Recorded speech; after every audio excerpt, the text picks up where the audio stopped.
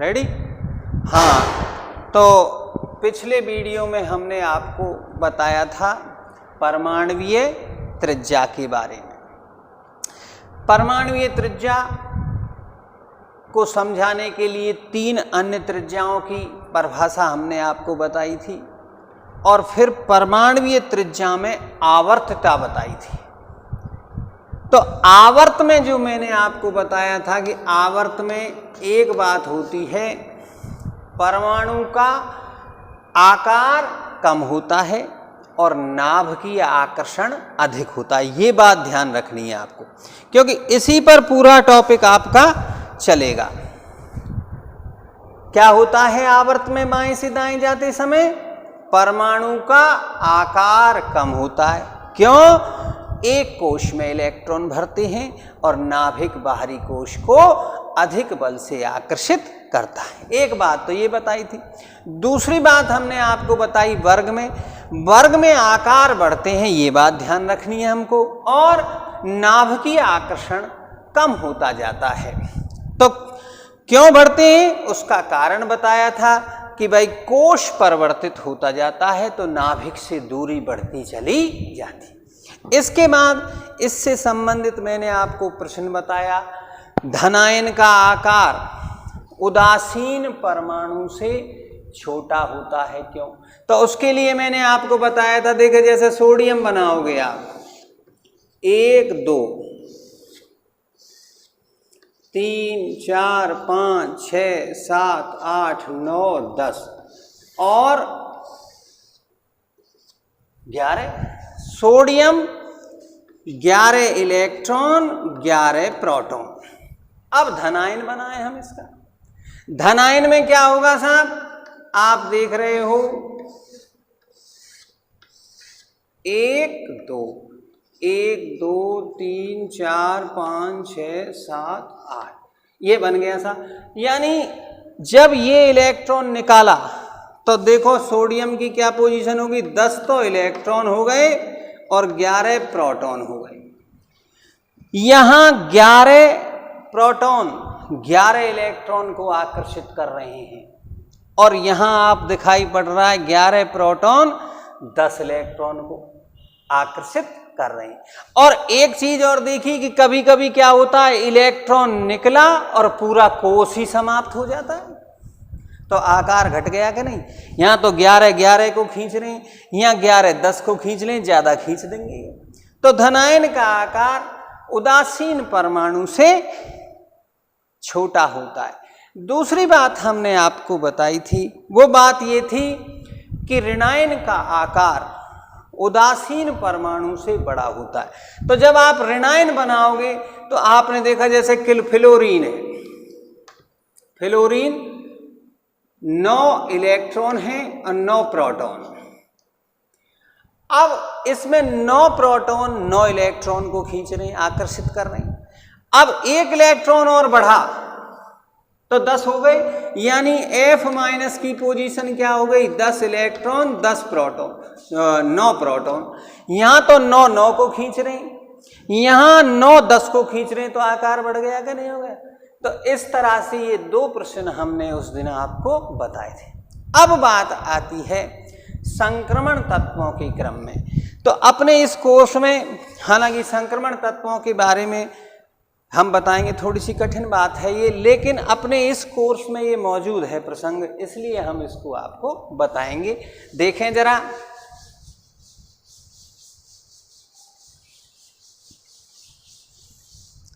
संक्रमण तत्वों के आकार यानी 3D श्रेणी में आवर्त में बाएं से दाएं जाने पर कम होते जाते हैं, क्यों? तो क्या कहा गया? देखो संक्रमण तत्व कौन से? शक्ति, BCr, मैंने, फे, फो, नी, क्यू, जन। ये 3D श्रेणी है, 3D श्रेणी।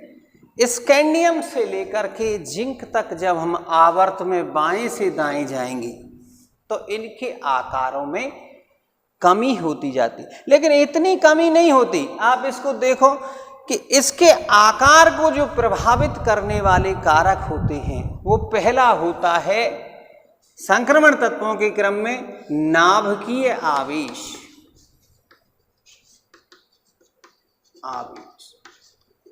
पहला।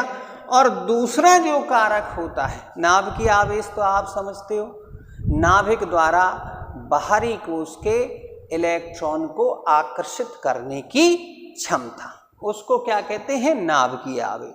दूसरा जो कारक है वो है आपका परिरक्षण प्रभाव।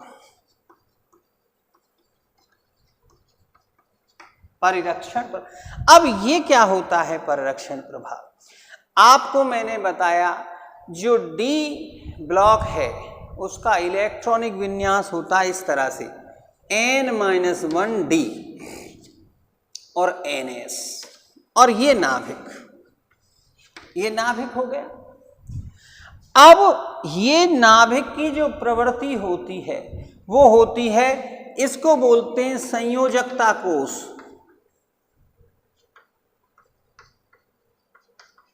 और इसको बोलते हैं आंतरिक कोश। संयोजकता कोश और इसको बोला जाता है आंतरिक कोश। तो नाभिक की जो प्रवृत्ति होती है वो संयोजकता कोश के इलेक्ट्रॉन को आकर्षित करने की होती है, यानी ये इसको आकर्षित करेगा। बाहरी कोश जिसको बोलते हैं अपन, या संयोजकता कोश जिसको हम बोलते हैं। तो नाभिक संयोजकता कोश, इसको ध्यान से समझेंगे आप लोग क्योंकि थोड़ा कठिन पड़ेगा। नाभिक संयोजकता कोश के इलेक्ट्रॉन को अपनी ओर आकर्षित करता है, और ये जो आंतरिक कोश है या उपांत कोश है ये संयोजकता कोश के इलेक्ट्रॉन को प्रतिकर्षित करता है। करेगा साहब, अंदर इलेक्ट्रॉन है, इलेक्ट्रॉन को प्रतिकर्षित करते और इलेक्ट्रॉन को प्रोटॉन या नाभिक आकर्षित करता है। तो ये इनको देखो, दोनों की दिशा क्या हो गई, विपरीत हो गई। एक अपनी ओर आकर्षित कर रहा है, एक प्रतिकर्षित कर रहा है, ये दोनों की दिशाएं विपरीत हो गई। इसका मतलब इसको, यानी अगर इसका मान अधिक है, यानी आंतरिक कोश संयोजकता कोश के इलेक्ट्रॉन को अधिक प्रतिकर्षित करता है, यानी नाभिक के आकर्षण से बचाता है, नाभिक के आकर्षण से उसका परिरक्षण करता है और बचाने में सफल हो जाता है, तो समझो परिरक्षण प्रभाव अधिक है। और अगर नहीं कर पाता है, यानी परिरक्षण कम कर पाता है, तो समझो परिरक्षण प्रभाव कम है। नाभिकीय आकर्षण अधिक है, इस नाभिकीय आकर्षण का मान अधिक है और इस प्रतिकर्षण का कम है, तो क्या होगा, नाभिक के आकर्षण से संयोजकता कोश के इलेक्ट्रॉन को नहीं बचा पाएगा, और जब नहीं बचा पाएगा तो नाभिक बाहरी कोश के इलेक्ट्रॉन को अधिक बल से आकर्षित करेगा, जिससे इनके आकारों में कमी हो जाती है। जिससे क्या होगा, इनके आकारों में कमी हो जाती है। तो संक्रमण तत्वों में बाएं से दाएं जाने पर इनके आकारों में कमी होती है, बहुत ज़्यादा नहीं, कम कमी होती है, आकारों में कमी होती है। क्यों? क्योंकि डी कक्षक का परिरक्षण प्रभाव कम होता है, इसलिए नाभिक बाहरी कोश के इलेक्ट्रॉन को अधिक बल से आकर्षित करता है, जिससे इनके आकारों में कमी होती जाती है। लेकिन वास्तविकता क्या है? वास्तविकता में ऐसा नहीं है।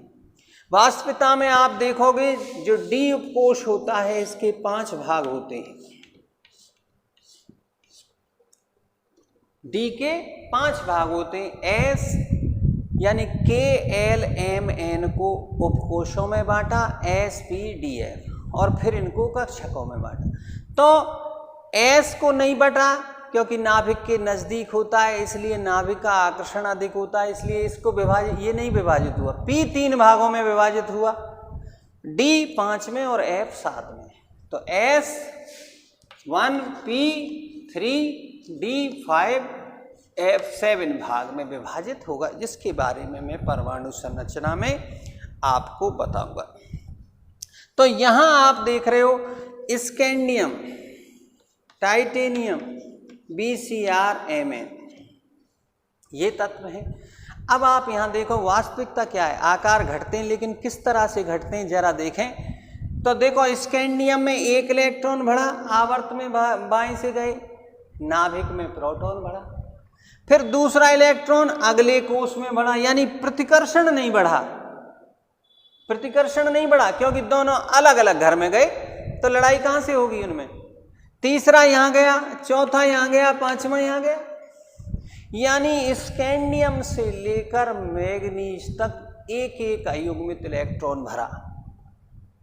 स्कैंडियम से लेकर के मैग्नीज तक एक एक अयुग्मित इलेक्ट्रॉन बढ़ा, लेकिन नाभिक में प्रोटॉन बढ़े और ना प्रतिकर्षण नहीं बढ़ा। आप देखिए ये बात ध्यान रखने की, ये अलग, ये अलग, ये अलग, ये अलग, ये अलग, प्रतिकर्षण नहीं बढ़ा। तो नाभिक बाहरी कोश के इलेक्ट्रॉन को अधिक बल से आकर्षित करेगा। जब अधिक बल से आकर्षित करेगा तो आकार घटेंगे, यानी स्कैंडियम से लेकर के मैग्नीज तक आकार घटते हैं। इसके बाद स्कैंडियम से मैग्नीज तक आकार घटते हैं। फिर देखो कहां से आया आपके Fe, कोबाल्ट, निकिल, यहां देखो निकिल, कॉपर और जिंक। अब Fe से निकल तक देखो इलेक्ट्रॉनों का युग्मन हुआ। जब इलेक्ट्रॉनों का युग्मन हुआ, प्रतिकर्षण बढ़ा, तो वो नाभिकीय आवेश को संतुलित करने में ही खर्च हो गया, यानी जितना प्रतिकर्षण बढ़ा उतना आकर्षण बढ़ा, आकार स्थिर रहे। कहां से कहां तक, Fe से निकिल तक जितना आकर्षण बल बढ़ता है उतना ही प्रतिकर्षण बढ़ता है, इसलिए आकार कैसे रहेंगे, स्थिर। लेकिन कॉपर से जिंक तक देखो पूरा कोष भर गया। जब पूरा कोष भर जाएगा तो इलेक्ट्रॉन इलेक्ट्रॉन प्रतिकर्षण का मान बढ़ेगा, और जब इलेक्ट्रॉन इलेक्ट्रॉन प्रतिकर्षण बढ़ेगा वो आकार को बढ़ाएगा, इसलिए कॉपर से जिंक तक आकार बढ़ते हैं। तो तीन रास्ते बन गए। पहला, स्कैंडियम से मैग्नीज तक आकार घटेंगे, क्योंकि स्कैंडियम से लेकर मैग्नीज तक एक एक अयुग्मित इलेक्ट्रॉन भरता जाता है, जिससे नाभिक बाहरी कोश के इलेक्ट्रॉन को अधिक बल से आकर्षित करता है। जब अधिक बल से आकर्षित करता है तो आकार घटते हैं। Fe से निकिल तक इलेक्ट्रॉनों का युग्मन होता है, जिससे इलेक्ट्रॉन अंतरा इलेक्ट्रॉनीय प्रतिकर्षण बढ़ता है, जो नाभिकीय आवेश को संतुलित कर देता है, इसलिए आकार स्थिर बने रहते हैं। कहां से कहां तक, Fe से निकिल आकार स्थिर, और कॉपर से जिंक तक आकार बढ़ते हैं, आकार बढ़ते हैं। कॉपर से लेकर के जिंक तक क्या होगा, आकार, क्योंकि अंतरा इलेक्ट्रॉनीय प्रतिकर्षण यानी इलेक्ट्रॉन इलेक्ट्रॉन प्रतिकर्षण का मान बढ़ जाता है, जो आकार बढ़ाता है। तो तीन बातों में मैंने आपको बताया कि सामान्य रूप से अपन अगर लिखते हैं भाई, जो संक्रमण तत्वों के आकार हैं उन आकारों को दो कारक प्रभावित करते हैं। पहला, नाभिकीय आवेश, जो कि बाहरी कोश के इलेक्ट्रॉन को आकर्षित करने का काम। दूसरा, परिरक्षण प्रभाव। परिरक्षण प्रभाव ये होता है, नाभिक बाहरी कोश के इलेक्ट्रॉन को अधिक आकर्षित करता है, लेकिन आंतरिक कोश के जो इलेक्ट्रॉन हैं वो संयोजकता कोश के इलेक्ट्रॉन को प्रतिकर्षित करते हैं।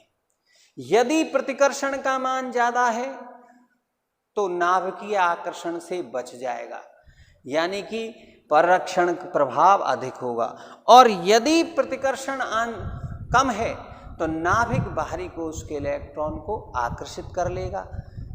इसे क्या कहते हैं, परिरक्षण प्रभाव कहते हैं, यानी आंतरिक कोश के इलेक्ट्रॉन संयोजकता कोश के इलेक्ट्रॉनों को नाभिक के आकर्षण से बचाते हैं, उसकी रक्षा करते हैं। इसे ही हम क्या कहते हैं?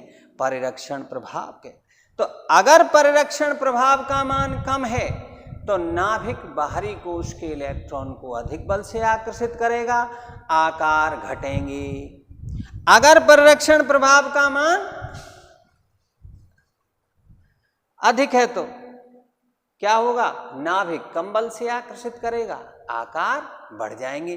तो दो बातें होती है। यहां पर क्या है? परिरक्षण प्रभाव का मान कम है।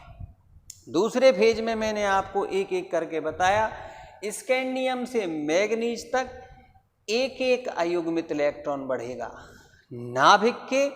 नाभिकीय आवेश में वृद्धि होगी, जिससे नाभिक बाहरी कोश के इलेक्ट्रॉन पर अधिक प्रभावी नाभिकीय आवेश लगाएगा, आकार घट जाएंगे।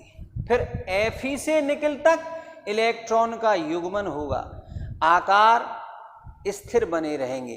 फिर कॉपर से जिंक तक इलेक्ट्रॉन प्रतिकर्षण बढ़ेगा और आकार कैसे हो जाएंगे? बढ़ जाते हैं। 4D श्रेणी में कोई परिवर्तन नहीं होता, जैसे 3D श्रेणी में हुआ, 4D में कोई परिवर्तन नहीं होगा, क्योंकि परिरक्षण प्रभाव और नाभिकीय आवेश समान है। ठीक। और 5D में भी कोई परिवर्तन। अब हम बात बताएंगे आपको वर्ग में क्या होगा। ये हम आपको अगले वीडियो में बताएंगे कि वर्ग में किस प्रकार से परिवर्तन इसके होते हैं। धन्यवाद।